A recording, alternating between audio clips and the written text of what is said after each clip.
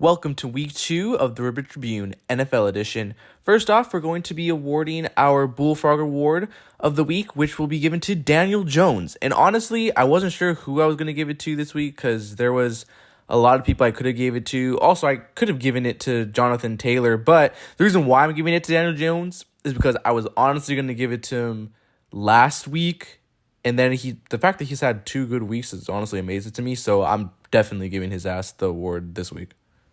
He had 316 yards for 1 touchdown, and he went 23 for 34. This week's winner of the Tadpole Award is J.J. McCarthy, who went 11 for 21 on 158 yards and 2 interceptions. McCarthy could not get it started this week, unlike last week against the Bears when he was able to turn it around in the second half. But he also got injured again after missing all of last year with an ACL injury. He now has an ankle injury that's going to put him out week 3. And I think potentially it could be a lingering issue that could put him out a couple more weeks. So hopefully he's able to recover from that. But if I was a Vikings fan, I'd definitely be missing Sam Darnold, which that's kind of funny to say on its own. My player spotlight of the week is Russell Wilson, who went 30 for 41. He had 450 yards and 3 touchdowns. Russ was being fucking Superman this game for the Giants. Last week, I said that my game of the week was Tampa Bay versus the Houston Texans.